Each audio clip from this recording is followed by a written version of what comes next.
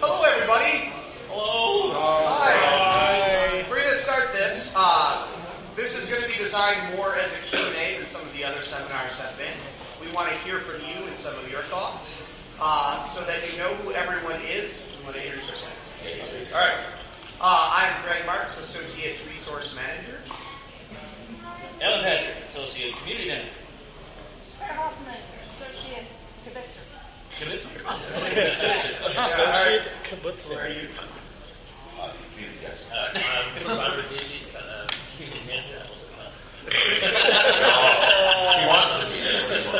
Where are you, Travis? Travis Woodall, Content Manager. And Bill Benham, Resource Manager. I'm Chris Dulac. I'm the D&D Program Manager for Wizards of the Coast. So basically, I kind of oversee these guys. So. Welcome. Hello. How do you want to Well, we don't need to ask necessarily to talk, but why don't we talk a little bit about what's been going on in the last 8-10 months. So we started up this thing last year, about right after Winter Fantasy last year. We kind of started to get our applications in, get our staff started up for the D&D Ventures League, and started to work right away on DECCON and Tyranny of Dragons in the first season.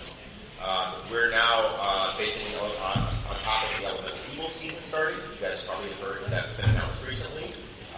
Tyranny of Dragons is just about ending now. We have one more adventure coming out through D&D Expeditions for Tyranny of Dragons that will be releasing at the end of this month. Be available for play everywhere next month. And then in March, we roll right into Elemental Evil. These guys are also working, we're starting work on the season after Elemental Evil as well. So we're already, working pretty far ahead time in there. We're going to start on 2016, not too long after this. So that's where things are at. From Wizards of the Coast perspective, certainly the seasons that we do organized play, right, those mirror the storyline seasons that we're doing through the product and through all of our other marketing and fun stuff. So you'll see that continue to be sort of a in sync sort of operation in the future as well. And we have storylines planned, through 2017. So. No.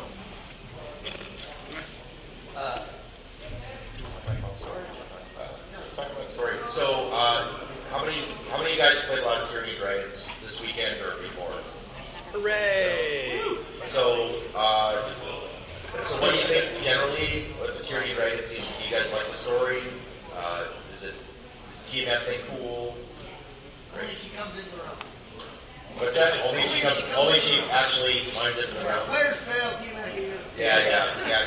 We all love a good failure story, but I think if you played through Horde of the Dragon Queen and Rise of Tiamat, you've kind of gotten the core story arc for that, right? That's sort of where you find like the core story is happening, right? So that's mostly happening in the Sword Coast area, the Forgotten Realms, right? And our stories through the D&D Expeditions, there's the other part of the organized play, are happening in the Moonsea.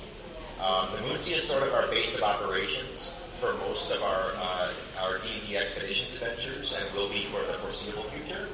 What we will wind up doing is we wind up moving around the Moonsea, though, as our seasons dictate. So when we have a storyline like Tyranny of Dragons, we set it in Flan. We chose Flan because Flan is sort of iconically representative of the Moonsea in a lot of ways. It also is just a great nostalgic place, right? There's a lot of really cool, things that happened in Flan a long time ago, right? The cool radiance and what have you. And so it was a good sort of starting location to kind of kick things off, because it was kind of a little more neutral place for us to set something in the Moonsea. And what you're going to see is when we go into the next season, right, Elemental Evil, we're going to shift that lens and we're going to move it over to another place in the Moonsea, and we're going to go to Mulmaster for the next season. And so you're going to see a lot of adventures take place in and around the Mulmaster area of the Moonsea, right? And then when we go to the next season, right, we'll kind of shift the lens again. Right, so that you're seeing different areas of the Moonsea, right? You're getting kind of a little travel in the area. You're kind of building up like sort of your campaign journal, right? And getting familiar with different places and personalities within the Moonsea. You're still going to see some connectedness, though, occasionally, because you're going to see some characters and some events have impact from one storyline to another, right? And that's sort of one of the things with the D&D exhibition side of things, is there's going to be this connectivity that isn't necessarily as present from storyline A to B right now. Now, on a bigger level, though, we are at Wizards, right, looking at that, right, and saying, okay, if something happens in this storyline, right, like the security ratings, let's say Tiamat is defeated, goes back to 9 hells, right, it is, right? 9 hells. So it goes back to 9 hells, right, but there's some sort of complication with that, right? Maybe there's a bunch more cockroaches in the world, or maybe the cult of the dragon is still pretty strong, right? You might see something like that pop up again, even in other storylines, right? So you're going to start to see more of those chains of consequences happen, right? And you're going to see that reflected in organized plays. And your choices definitely affect what happens with our story. Please fill out your surveys. Continual critical events. Yes.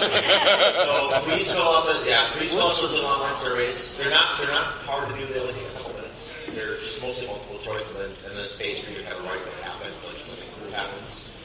Because we do look at those, and those are actually determining like what we decide is the main story of the campaign. So you guys really get a great opportunity by being here, by playing the adventures, and getting a chance to try that out first and be able to make a mark, right? And I think that's really important that people understand. So the only people that actually failed are the ones filling out the forms. Then that failure is going to go forward, folks. There's some good, excellent examples of that in Speica's first story. I mean, for example, it's pretty obvious. In Tyranny of Plan 10, that would not have happened if not for choices that you folks made or outcomes that happened for you in Tales 3-7. So, obviously, the things you have done affect the later adventures. Yeah. And you're going to see, as we go on, right, you'll see the feedback, right? So you'll see that reflected in some of the adventures that come out. But you're also going to see that, just like, we'll go ahead and post some stuff right after the season's over, so you guys get a sense of, okay, what really happened? Like, what's the sort of like a canonical story of what happened with this, right? So you'll see that, right?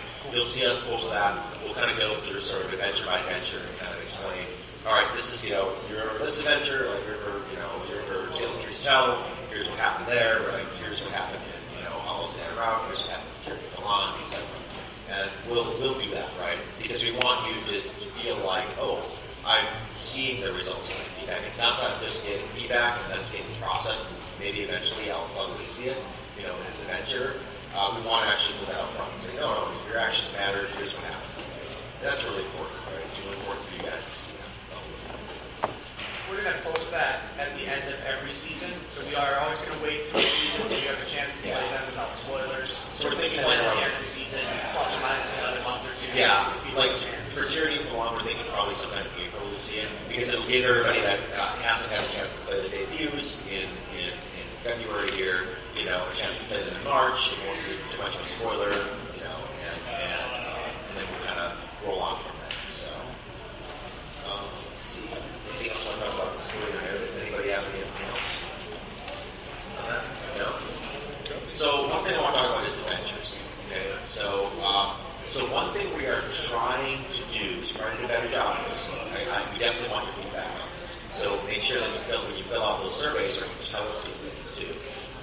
We are trying to work on being better about making adventures that are a toolbox for a dungeon master to have a great shared narrative with the group, right? Rather than being a story in and of themselves, right? So the adventure shouldn't be so linear as to feel like you're just playing through a story, right? That's already kind of preset, right? What they should feel like is here's a cool, interesting thing, and you have lots of choices that matter, right? Like, we can go trail the cultists, or we can go ambush the cultists, or we can go, do something completely different, get ahead of them, or like you want to see those choices like be meaningful, and so that way every time you sit down and play that adventure, right? If you play it multiple times, right, you can have multiple outcomes because people make different decisions, right? Rather than it being sort of like, okay, what is this going to be? So it's something we're working on. I think it's a work in progress for us. It's one of the things that when I look at Tyranny of Dragons, I go, it's something that we need to get better at. But I think we're getting better at it. And I think place, and it's something that I want to let you guys know that we're really conscious of, and we're going to continue to evolve our adventures so that they become more and more like that. If you look at an adventure, let's look at something that you guys are probably familiar with, something like Keep on the Borderlands, right? With the Caves of Chaos, right? So you look at an adventure like Keep on the Borderlands, for those that aren't really familiar with this classic adventure, right? It's just basically just like a setting, right? It's just like, here's a keep, here's places you can go, or the Caves of Chaos are a big feature of the adventure, but it's basically just do whatever you want. It's completely sandboxed, right? Now, we're never going to be able to get quite as sandboxed as that, but we'll get close, right? And we want to get closer, right? Where it's just like, you guys be more proactive, go do the things you want to do as your adventures. So that's something we're working on. I think we're doing a better job of it, but I really want your feedback. Like, I want to know, if you guys see something that you don't like, or see something you really do like, make sure to let us know. Those AV results really help us, because that's where we're going to be able to get that feedback. It's really hard for us to kind of just blast it out and let everybody see it, and then have to process all of it for a long period of time, because we want to be able to iterate on those adventures quickly, right? So if we get feedback in, and we have a feedback window that's like, let's say, 6 months long, right? It's 30 show season or something. We won't be able to implement any changes until the next season, maybe, right? Maybe the season after, right? But if we have a month window, we might be able to even implement some of those changes when we're back into the season, right? So that's why it's really important. Right? Very, very important. We're trying to make those feedback surveys as open to everyone as possible. So when you go to a career show and you sit at the table with your DM and other players, the last page of our adventure pack is actually a QR code that if you have a smartphone, you can scan it and take it Just right tap. to the surveys. It doesn't matter if you're a DM, right? You guys can just basically take that last page and pass it around the table, right? Just everybody scan it, or just type the URL on your phone if you don't have a QR reader on your phone. If you're at a career show or a few days after, you get home, you're like, oh my god, I want to put in my adventure results because this really cool thing happened, or this awful thing happened. It's pretty simple. Every show is the same URL. It's dndadventuresleague.org/results. So you can't scan that QR code. Yeah, it's real simple. Yeah, you can just bookmark the page if you want to, right? Your phone or your computer. If you remember to clear your Yes. Yeah, that's one important thing, because it's a survey. If the same survey is up and you go to it, and like let's say right now we have a survey that has 3 adventures in it. So that survey, if you go do it once and you go play another adventure, you can clear your cookies because it's the same survey, and it will just log your current result. It'll just say you gave the survey. So just clear your cookies out, leave cookies, and then you'll be able to do it again for another adventure. Once a new one comes out, though, then it's not a problem because it's a whole new survey. So, but rather than doing 3 different links for 3 different surveys, just one link, pick the adventure. So it's just a little simpler. Yeah, those surveys are something we plan to continue to do.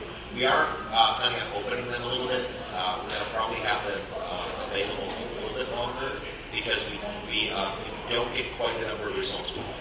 Right? We'd like a little bit more results. We realize that the view shows certainly have a number of people that are interested in it, but we would like to broaden it, so we might leave the surveys open for a month or so instead of just for a week.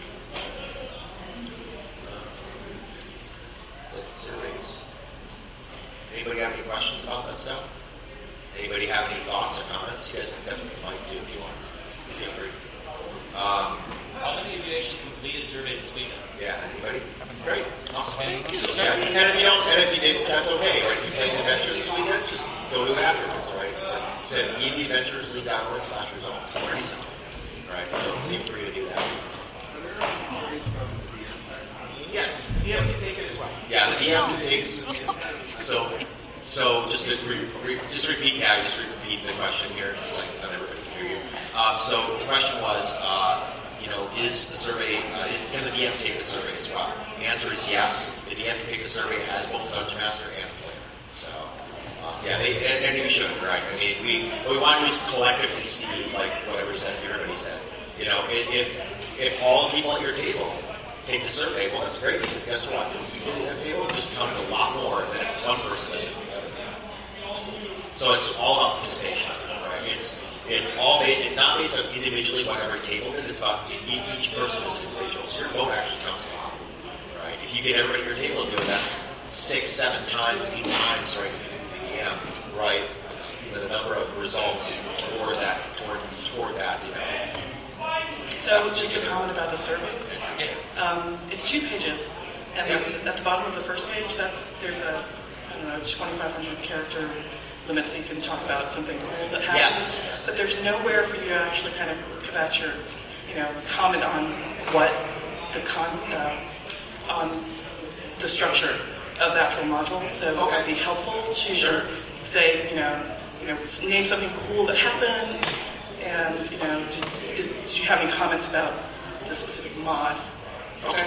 Sure. Yeah, that sounds great. That's good feedback. We might make that something that would be sort of a DM question, where it's like, if you're a dungeon master, then then tell us about it. Because on the player side, so for the players, right, they have a hard time really, unless the dungeon master just tells them.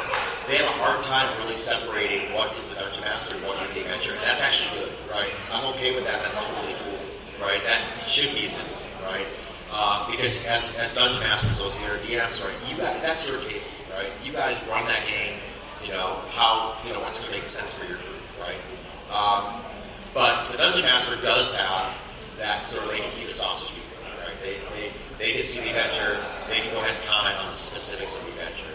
Players, can't really comment because again, you could be going. The players decided to go in a completely different direction, and you had to wing it, right?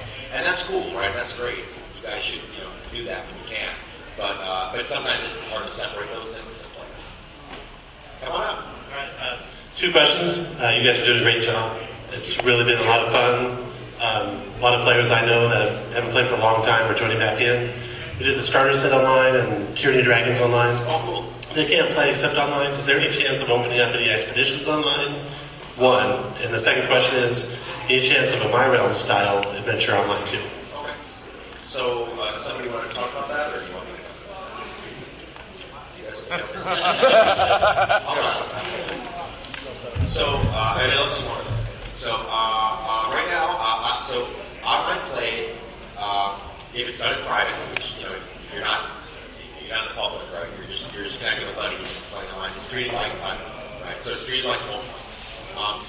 For now, we're try playing rules, or online play rules of home play.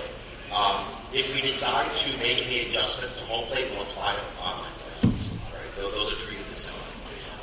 We are looking at ways in which you can, if you're sharing your online experience, like let's say you're streaming, right? You have a Twitch account, stream, people watch you, awesome, right? Those, we might wind up pushing those more towards the public play side of things, because that is where other people, other than your gaming group, are being engaged by the game. And that actually does put it more on the public side, right? What you're doing is you're doing a service by basically broadcasting your game, right? So that other people get excited and get really interested in playing D&D adventures and content. So that's one place where we might look at changing sort of some of the rules right away or in the near future. But as far as online and home play, we're still kind of working things through.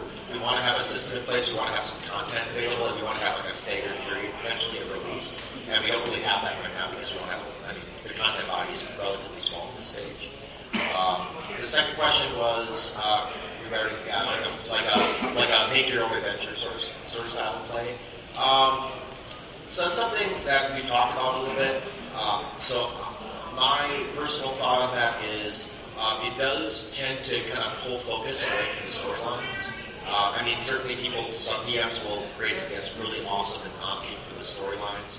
But since we're actually going through a process with these, these guys do just a fantastic job of getting these adventures, from the point where they're concepted all the way through the design process, development, editing, play testing, and delivery, right? And I really want those adventures to kind of stand out as being like, this is the core experience of the game, right? And so, allowing other DMs to kind of go in it, really, then you have the quality variance, right? You're going to have some stuff that's just kick-ass and awesome. And in which case, I'd love to see those people designing for us, right?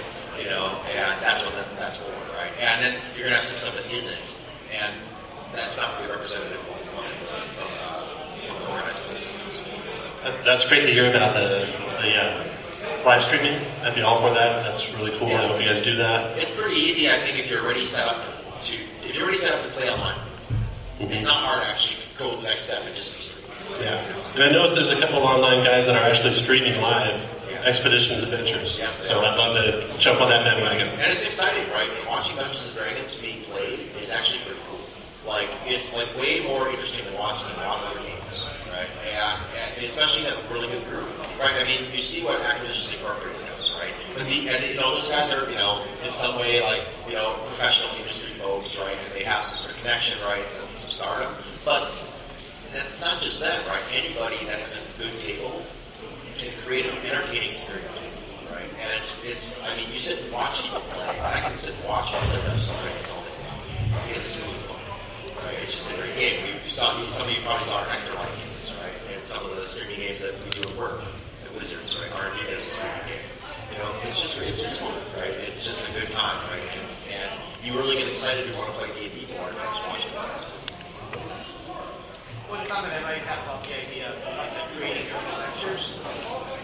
Well, you might not do anything like that in the immediate future. One of the things you might see as we move more towards the location-based adventures and some of those things is there is more freedom for the DM to tailor it specifically to what does this group do, how do they play.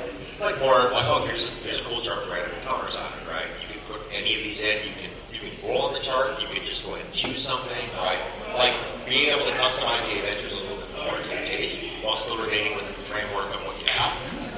Those are things we definitely look at. I mean, I'd love to do something where like we have an event we have an adventure that's like super chaos adventure, and it's like basically you're creating a random dungeon as you're going, right? That would be really cool, right? Just every time it would play out completely different, right? So if we could do something like that, that'd be really fun, right? And the DMs could either decide to create something beforehand and just that's my thing, or they could just do something on the fly, right? Depending on what their is. And to Chris, to dovetail on that, I've had folks, we talk about adventures, about creating adventures. Don't be afraid if you want to submit. We have the open call going on until the end of the month. If you want to put something in, do not care if you don't have writing credits. Okay? Could care less. Don't be intimidated by that. Don't be intimidated by the idea of having writing credits. It's nice if you do have a design background, obviously, but that doesn't mean that we can't recognize, good adventure writing skills, good design skills. So if you have the design skills, I've been DMing for 15 years for my home group, and I design all my adventures, and they're really fun, and I really love them. Right? I mean, you guys can go ahead and just submit and see what happens, right? I mean, and we'll definitely review those submissions. We want to get more people on that approved designers list, right? And once we're in that approved designers list, effectively you're in sort of like a full, right? And eventually we're going to go ahead and have you step here, like the minor leagues. Eventually we'll call you up, right? And be like, okay, it's your turn, right? I'm in, coach. I mean, we went through pretty much our entire approved adventure designers, except for two people. That was like 20-some people, 25 or something like that. So we went through 25 designers, right? So we already went through just the first season, plus like half of people. We already went through like all of our approved designers at least once. So all of them have gone through at least once under the cycle.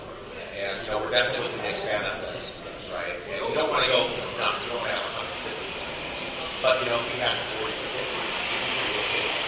And that would be great because then everybody would get a shot at once a year. What else? What do you guys got? Yeah. Any other questions, guys? Come on up. You can come on up too. Just walk. It's easier. You all hear you. That way everybody else can hear.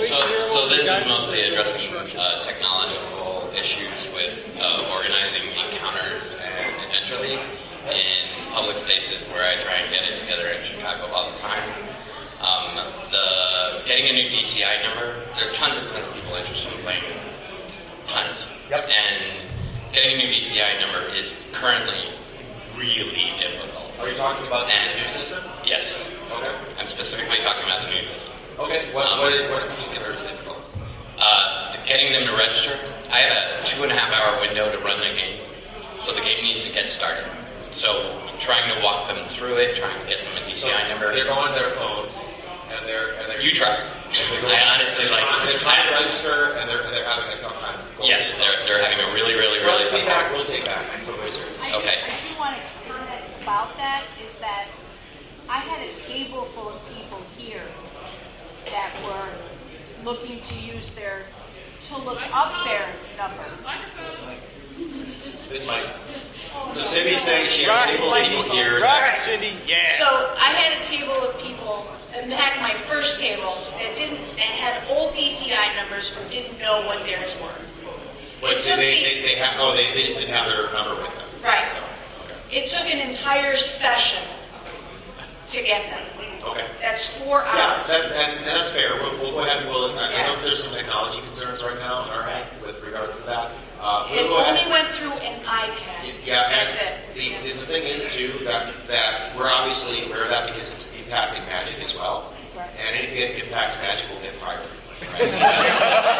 Because to be absolutely honest, the DCI number is not absolutely essential unless you're a store for D&D. Right. For Magic, it's essentially everything. So for us, because we only really track on a store play on a Wizards Play Network level, we're really concerned about the stores, making sure that they log their play. But for like a show or something like that, that's up to the organizer. Dave, for example, in Ball Mad Games, since they're an independent organizer, they're set up in the Wizard system, Dave will collect DCI numbers, right? Because he will actually have to report. Some other shows, you might find out that they're not reported. That's okay if they're just conventional. But if they're connected to a store, the store should. So we'll work on that. One thing that we do have is we do have temporary DCI cards that are still available, and they can be ordered for stores. They are new. They basically just have a number on them. They don't have anything else except for the link and the number. That's basically it. And stores can get those. They can go ahead and hand them out to players, and then they can register whenever they have enough time to use them. Okay. That's great feedback. And the other thing is, you mentioned the QR code, and I was shaking my head while it was happening. Like, just if you want a lot of feedback, have that work. Like, because when I scanned the QR code after I finished playing the premiere, it didn't go anywhere. And that's unusual. But that was at the beginning of the event. Was that at the beginning? Yeah, it was Thursday. Thursday afternoon those went live. Okay. So we had to get that loaded in the system, and I had to wait for my email back, and I got my email back Thursday. Okay. All right. So it's not. So if you were there Thursday morning, you're like, oh man, it's not working. Just go ahead and go in now. Okay. So those are my. Yeah, they should work now. Yeah, that's a known thing, and that was just the delay. I do actually have one more thing as a local coordinator who doesn't own a store and isn't on the WPN and doesn't know how to order games. The biggest question I have from new stores is, how do I join the WPN? Or the other comment is, I've tried to join the WPN and I don't know what to do or whatever. So I want to be able to address that concern. Yes. But I am completely ignorant of So it's real. The best answer is always, whenever you have a question that involves Wizards of the Coast, the best answer is contact game support. Okay. Game support will be happy to talk with them at length about getting them into the Wizards Play Network. You can call them. They're 7 days a week, 12 hours a day, 7 days a week, 7 to 7. Right? Every day except for like Christmas Day and like 7 to 7.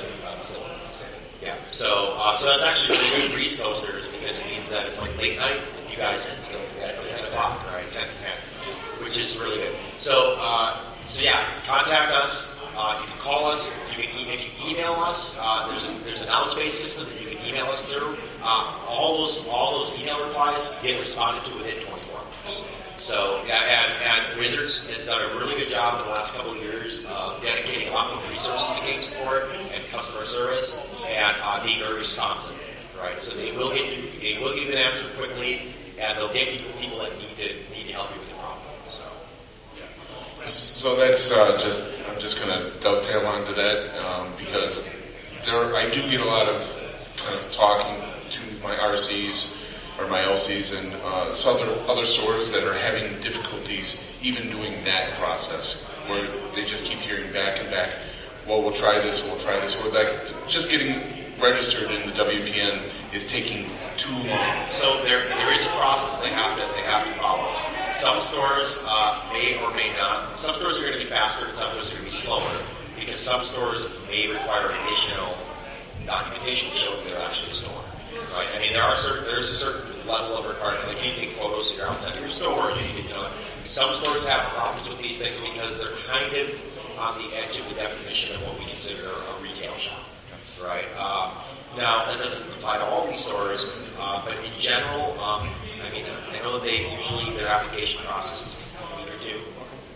It is an immediate, obviously, but it is. But they do review. We review each store. We go through the process. Certain times of the year it'll be slower than other times of the year. Thanks.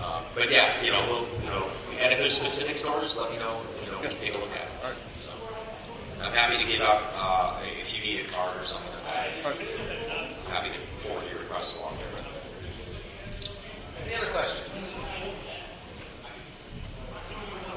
Good question. Jump over the chairs. Well done. Okay. I have a question about the mod writing. Yeah. And you're assigning it to the different judges, or your pool you were talking about. Is it, hey, I want this one person to write this one mod, or I need a mod written, here's the premise, let's pick 3 people so I get it done on time and get it out where it needs to go? So the people that we bring on are generally speaking relatively professional. I would say they're getting paid. Travis, you have something you want to say? Travis is the contact manager, so he's involved. Bill's involved with basically the schedule and getting people on board. And Travis is involved. His involvement comes and with the content itself. So Travis would do editing or what have you, whereas Bill would take care of just managing the resources. Robert is basically the playtest guy. So to specifically answer your question, I generally, what I do, I look at when it's due. I email several people and say, who is available to do something of this, 10,000 words, 4-hour adventure, due by this time. And then people respond with, yeah, I'm down for that. No, I don't have any time. And then from them, based on, say, some of their previous work or the kind of stuff, as I talk to people, so, what are you interested in? What is your muse? And based on the type of adventure we want, we then assign it out so that they can produce something quality and on time. Yeah, we're also looking now that we're kind of getting around to iterating on our process a little bit. We're looking at things like adventure designers that are good at writing certain types of adventures, right? So if we have an adventure that's like this is our special requirements for this specific adventure, because we concept out all of our adventures agnostic of a designer, right? We don't look at a designer. What we're looking at is these are the kinds of adventures, like a loose framework of a narrative we want to have for the storyline, right? So we do that, and then we go through and we look at designers and go, okay, this guy's a good fit for this one. Like, I'll call him out if he's around. He's not here. Go good, call him out. No, he's not here. So Sean Merwin wrote Defiance of Flow. Right, and we kind of were like, hey, we'll have Sean write this one. We'll see how it goes. He stepped up for it. Right, it was early. We needed a really proven designer, so we got Sean in right away because this was at the very beginning of Tyrion Dragons, right? And we liked what he did with his intro adventures, right? And they've gotten a lot of really good feedback. So when we went for Elemental Evil, right, we were like, you know what? Sean's good at writing those kinds of adventures. We're going to give him the next intro adventure again to Sean, right? And because that's something in his wheelhouse, he enjoys doing it, and he executes well on it, right? So other adventure writers are really good at, at writing something that's a little bit more of a location or event-based adventure. Some are better with narrative-heavy stuff, right? With a lot of NPCs and a lot of interaction, right? So we tend to kind of look at those adventures and go, okay. And then there's some that are kind of like more blank slate, right? They're just kind of like, here's a concept, right?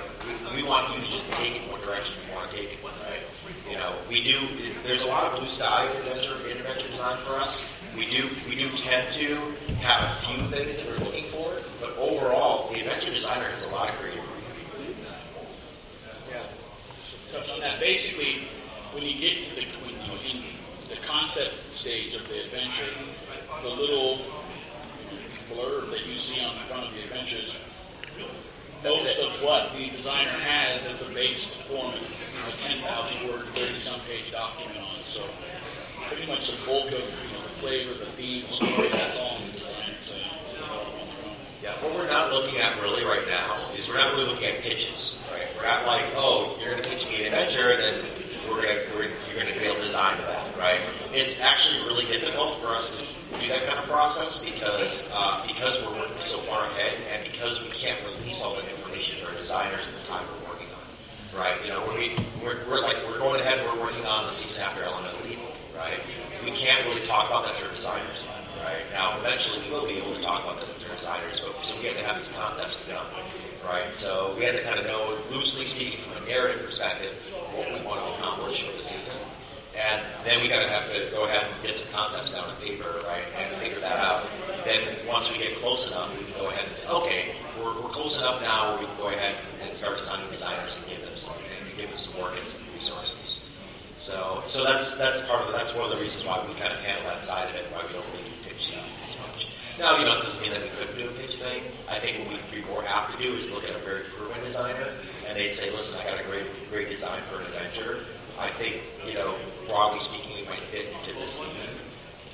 Can we do that? And then we might be interested.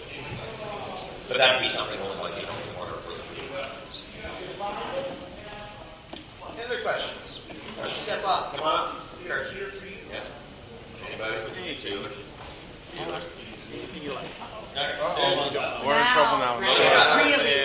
So everybody asks all the time, and I'll ask for them because I don't actually play in the Encounters program.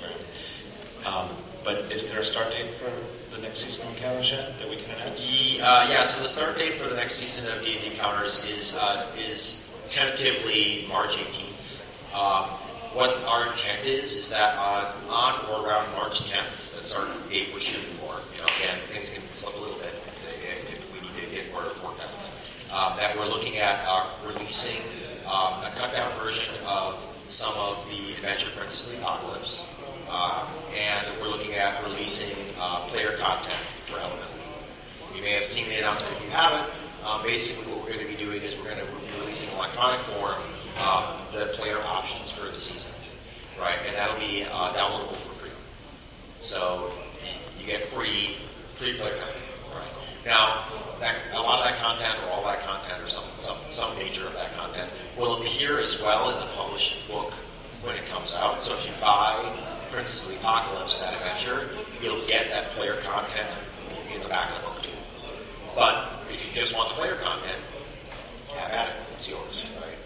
So the idea is we're going to try to release that early, right? Get that out before the published book even hits the shelves, and just in time for some of the D&D Expeditions adventures that are going to be debuting that month as well.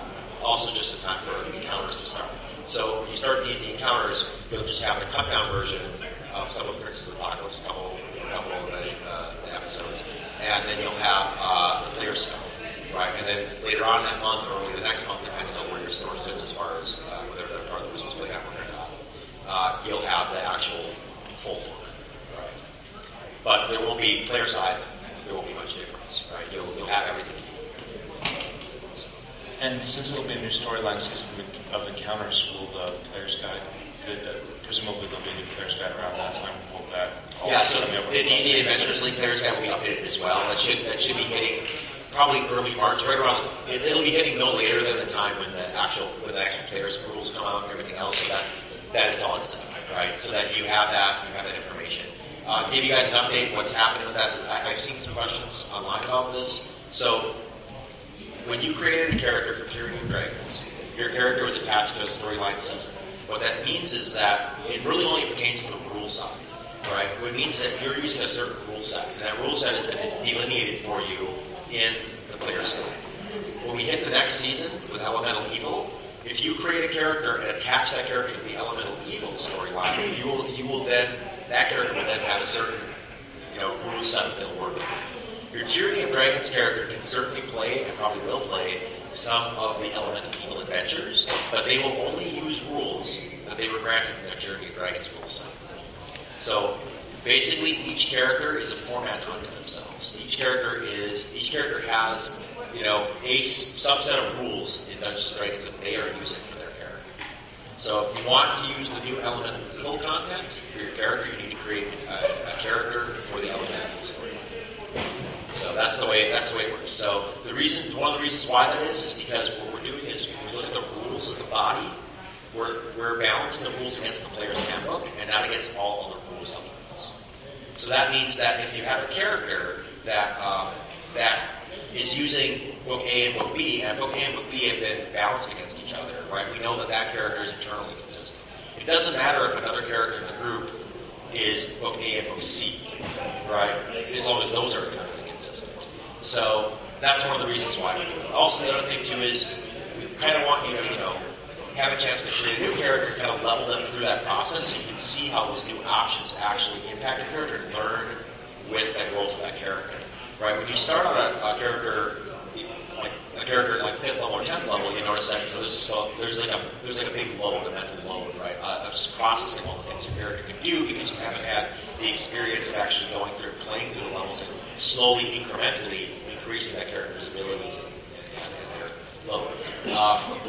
That is even true if you rebuild the character and use new options, right? So what we want to do is we want to say, listen, you want to use the new book? Awesome, start a level 1 character, play through, right? And then you'll be able to use the options. You're going to want to, because every season there'll always be the tier 1. Yeah, there's always tier 1 content, so you'll have it all play everything. And then we'll continue to support those high-level characters, right? You're going to see out of the gate, the first month, you're going to see level 5 and 10 adventures. Because we want you to go ahead and say, you know what, we want to make sure you have options, right? If I want to play this character, like I want to play my Tyranny Dragons character, I want to get my character 11 levels as soon as I can or whatever, right? It's like, well, I'm going to play through those elemental people high-level adventures because I have higher level adventures because I want to get my character to the high level part of the campaign. Great, that's awesome. If you're going to be able to play them again anyway, right? So if you want to play with the elemental people character, which I love. So I kind of have a personal question too. You guys have done a phenomenal job of bringing the NPCs back in the various adventures and making everything really hang together really well. As a DM, that's a lot of fun to be able to play Fatmar in one module, and another module, and the players recognize them, and the players interact with them. But now the campaign's moving from Flan to Maulmaster. I kind of see a little bit of continuity being set up there. Yeah, we're trying to pull some of the NPCs and some of the things you know from one place to another, so there's some connectivity there, right? It's never going to be like everything's going to be the same right now, but like there are some characters that we think are really interesting in the narrative, right? And the players seem to enjoy them too. And so it's nice to be able to kind of pull some of those characters and bring them from place to place because it does kind of ground those PCs, right? Grounds the players. Will we circle back around? Like, will we come back to Flan? Yes, absolutely. Our intention is that we will come back to these areas. We're not going to go ahead and go, hey, this area that was in, this area that was in, this area that was in, and just keep going and going and going. Eventually, the intention was always to come back, right? Because you're going to see already that we're leaving a lot of hanging stuff. Right, and that's cool, right? You want to be hanging stuff because you want to be excited for the day that we return, right? If you look at our current plot, and maybe I'm probably the biggest proponent of this, oldest Brian and I last week. The meta plot continues to develop, and as those NPCs move from Flan to Maulmaster, the focus goes to Maulmaster and what's happening there. But those NPCs are still there trying to do things related to plot, at least somewhat. And it will not be your focus because you've got this big thing going on in Maulmaster. But every so often those people pop up and say, what can you do this to help? Remember, we still have this thing. That's still going on, and there's an overall Lucy story. And that's why the feedback loop is really important to us because we're able to ask specific pointed questions. And while, even though they might be multiple choice, it might be, we're still getting a nice quantitative response, right? Where we can go, okay, 80% of people did this thing or felt this way about this thing. And then we can go ahead and move that forward and have it influence. Christian, just to make sure I got that right, the comments about starting a certain season and a new character attached to the rule set. So as a hypothetical, yes, I'm running a high-level adventure for elemental. I have two people at the same table. They're both sorcerers. They're both level 15. They both use a certain spell. One of them is doing it illegally because he doesn't have access to the options. And as a DM, I should know which of those two is doing it legally. No, I mean we put a lot of that on the players, right? I mean, the players. But it's possible that happens, right? Yeah, it's possible. I mean, the thing is, it's not an issue. I just want to make sure that I got there. Yeah. So the idea is that remember here's something about rules. Let's talk about rules. This is one of my favorite things to tell these guys about. I talk about this all the time. My favorite thing is, listen, you don't have to be like the rules police, right? I mean, let's have fun, right? Let's have a good time. Let's make sure that we're not impacting other people's fun, right? If you're doing something that's really going to make for crappy time for somebody else, right? You don't want that. But at the same time, what you want to do is you want to educate, right? Educate people, gently educate them, let them know. Most people are like, oh, I didn't know this. I didn't read it. Okay, cool. It's cool. Just fix it. But yeah, just kind of be aware of that, right? That it's not, the idea isn't to basically be the rules police when you're dungeon master your game. The idea is to show people a great time, right? And help somebody. The reason is exactly that. Right. Create the awareness that the actor has. Yes. To make sure and that it's just creating that is something to think about. Absolutely. Because, of course, it's not the intent to go like, no, you were casting that big evil prismatic spell and you can't because you did start in the event. In that instance, you might just kind of let it go, right, for now, and then you might say, hey, maybe at the end of the adventure, hey man, I noticed that you were doing this thing, right? Just so you know, if you're building your character this way, you're really supposed to use spells. And that's why education is important, right? We tell people this is why this is, right? I tell you, the reason why this is because the rules are balanced this way, right? So it makes for a more internally consistent mechanical character, mechanics-wise, it makes for a more internally consistent character, right? And weird things won't happen as much, right? So you won't get that. Come on. Like your shirt. Oh, thank you. I'm a fan of product, and the playtest years were hard for me. Yeah, they were hard. Believe me, they were hard for wizards too. Yes. They're just like, oh my god. But not everybody feels that way. And when I was and one of the criticisms of the past was that, things were so product driven, and obviously you're kind of moving away from that, but then sometimes people are complaining that maybe there's not enough coming out. With the announcement of the Adventurer's Handbook not being published, I've heard everybody talk about positive, about how, you're giving away that free content. It's going to be available free. Everybody's really excited about that. We're experimenting with some things, right? We're going to try to kind of figure out what works best for the community. So a lot of you guys have been through the playtest, right? Went through the DD. And you notice that we have been a lot more open to just trying some stuff, getting feedback from the community, and then seeing what sticks. Right? Rather than going ahead and saying, this is our plan, we're going to stick to this plan, this is it. Right? They'll like it or they won't like it, but we don't care. Right? We're not really interested in that anymore. We're really interested in that conversation and keeping that conversation. A lot of you guys have probably seen that there's a survey up right now for 5th edition. You should take it. If you have not taken it, it's a little long, but take 15, 20 minutes, whatever it takes to finish it. Finish the survey because it's great. Because that's what those things, that's your chance to have a conversation with us. Right? And you're going to have that conversation, and we're going to go ahead and use that feedback, right?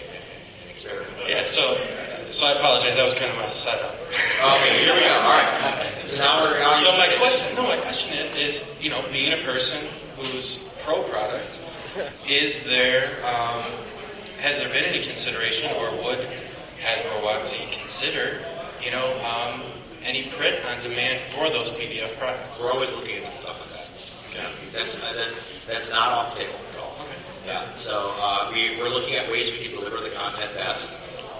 Ways that the community's going to like that content, right? How they're going to want to, how our players are going to want to consume it.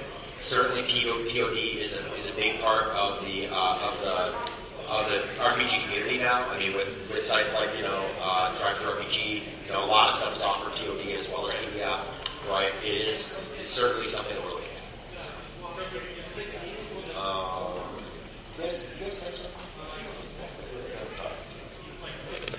As far as website content goes, we're always looking for new articles to put in. We're looking for new submissions, ideas, concepts. We always want to hear your opinions, much like the gameplay feedback that we're trying to gather at every opportunity. How is D&D Adventures working for you guys?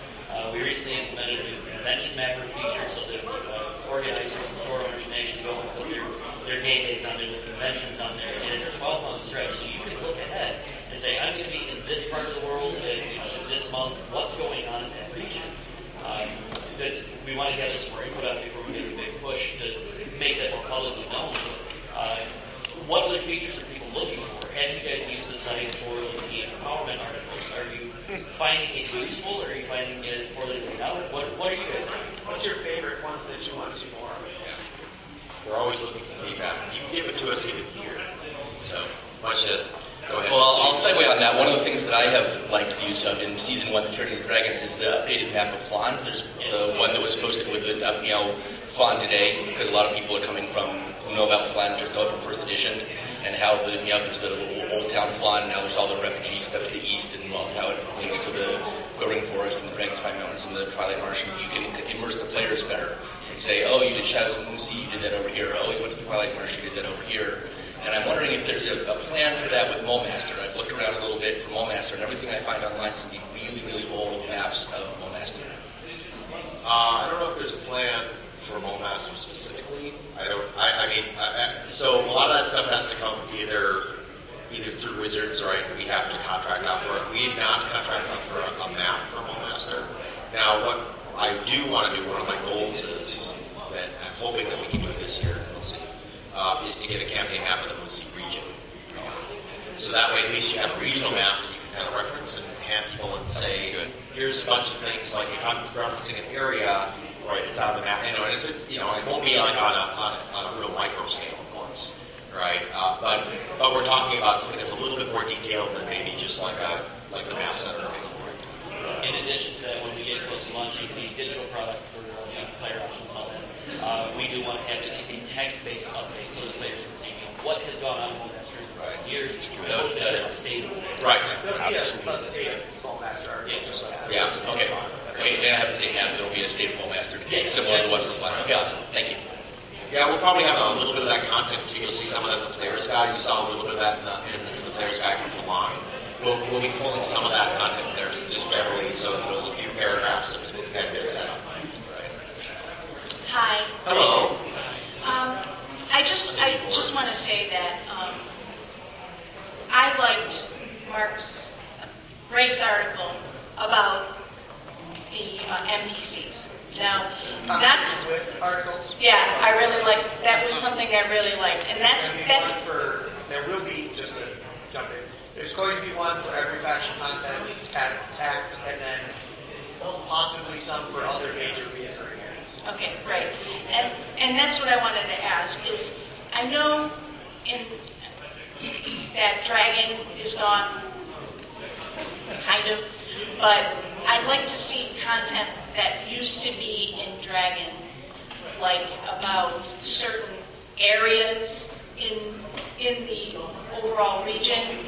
I'd like to see NPCs that might not be in the modules, just so even home campaigns can use it if they want to go, expand upon what you're doing in AL, that they know other places and other things that are going on in the region itself. So if you do ever end up going outside of the Moonsea, that some things that are happening canon can kind of, I know that home games don't always go canon, but I don't like them to go so rogue of canon that it's... Well, to be honest, home games are going to do what they're going to do. And really, at the end of the day, we're more concerned. Right? And that's great. They're going to do. And at the end of the day, really, what we're concerned about is just basically having a shared experience for people. And so if we can have sort of a foundational narrative that people can understand, that's great. I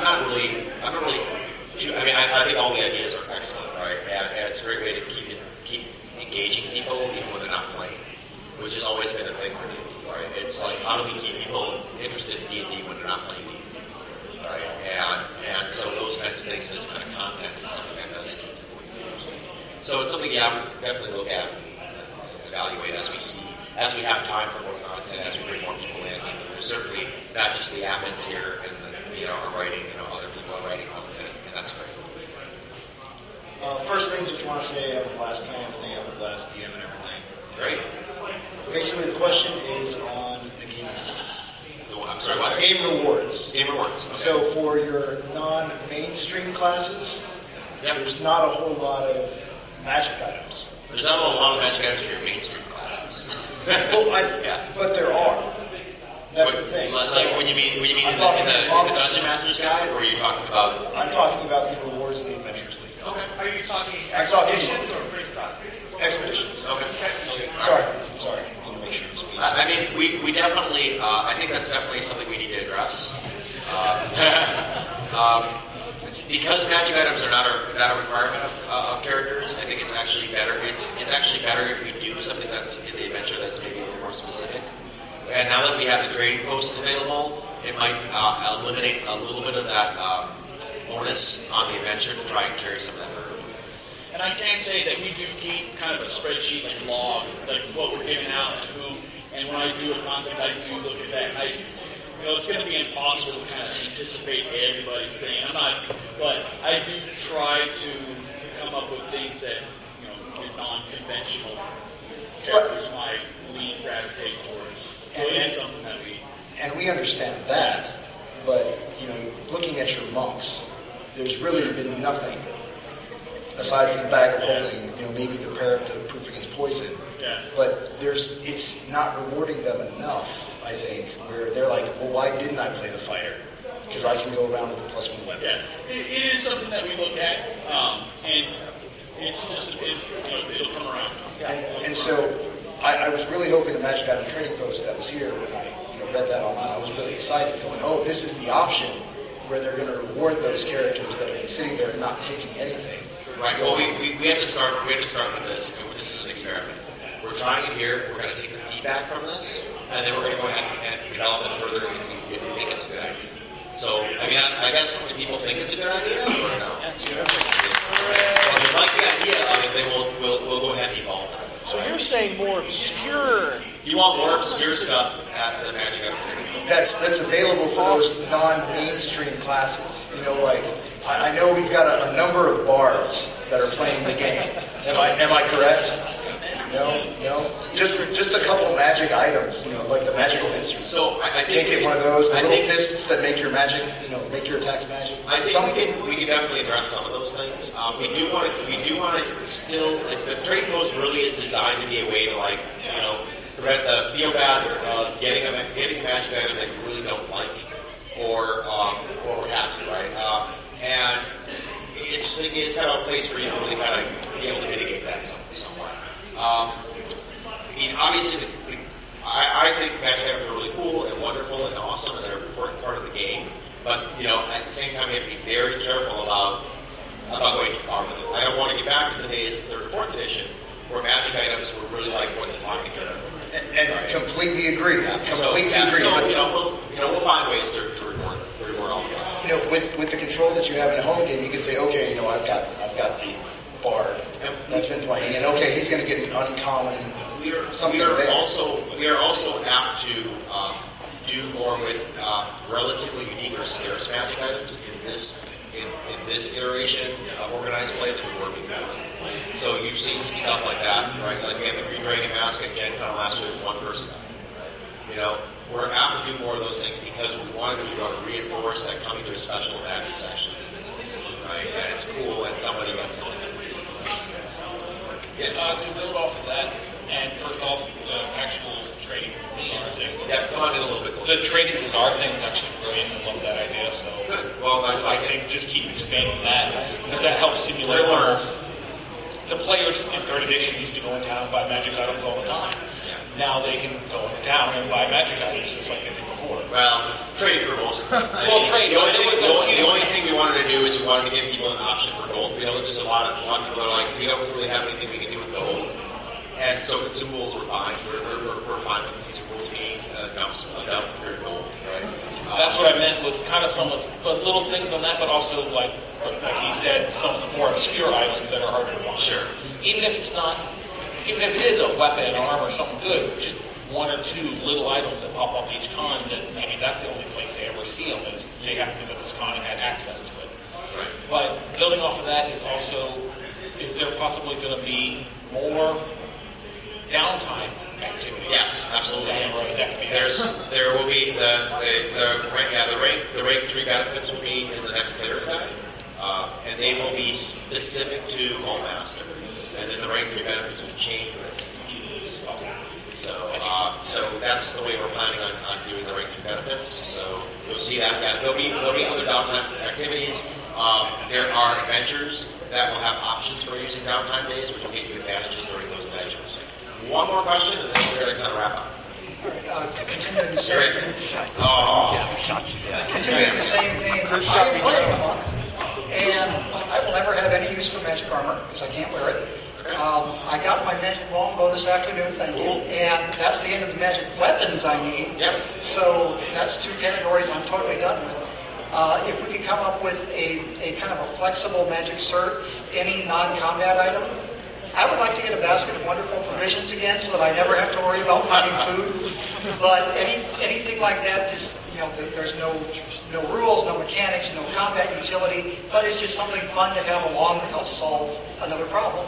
Yeah, well, right now, because our certificate slots are really precious, right? We only have a few of them, right? We want to give something that's got some impact, and it comes from the Dungeon Master's Guide, right? You notice that we really don't do a lot of weird magic items that are like out there. We just kind of, right now we're kind of in the stage where we're still kind of going through. There's a lot of magic items in Dungeon Master's Guide, a lot of really cool ones, right? We'd like to get some of those out before we really start getting into stuff that's in the weeds. And we might find other opportunities for that at special events, right? There might be ways to get some of those weirder things out, for players to enjoy, if we can find some places for them. Did anybody, before we wrap up here, do you guys have any comments? You guys have anything you want to? I need your feedback, whether it's for the website or for adventure content or just the way the game is progressing. If you want to have us build better experiences, we need those experiences from you guys as well. Let us know, what are you seeing, what do you like, what do you not like. You can hit us at each of our respective areas. So community content, community at DDAdventures.org, content, resource at DDAdventures.org. Email us, that goes to each of the admins. Get a hold of Chris directly. Almost all of us have active Facebook and Twitter accounts. Get a hold of the admins directly. They pass it along to me. Yes. But let us know what's working and what's not working. We've talked as gamers for years about having this living, breathing world that we're all shaping and influencing through our play experiences. Never before have you had a better opportunity to experience that than what you have now. But to do it, we got to hear from you. I was going to give a handout to our LCs and RCs who are here. They have to help set up a lot of great content for you locally at your stores, help staff your cons. But they're also a good channel. If you can't figure out, I know Robert's really hard to find on the internet. If you can't find him for some reason, go to your local store and say, "Hey Josh, I know you run this," or "Hey Frank, Cindy, how do I get a hold of people? How can I get this information?" Pass it along. So take advantage of all the human channels. Yeah, don't forget art. We really want to know. Yes, in fact, everyone email art. Ask Frank. If you live somewhere in the western part of the United States, give me a call. And by west, like Florida. Far west.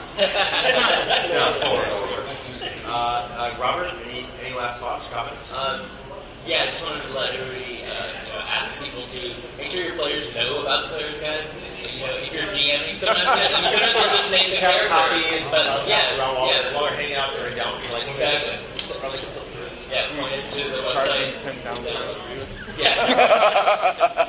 Travis? If you have any feedback on the direction that the adventures are going, the story, characters that you like, send me an email. If you like specific characters, let us know. So that way we know, man, everybody likes this character. Sometimes it doesn't come out in the feedback. Yeah, if you're a fan of Goat, my favorite character.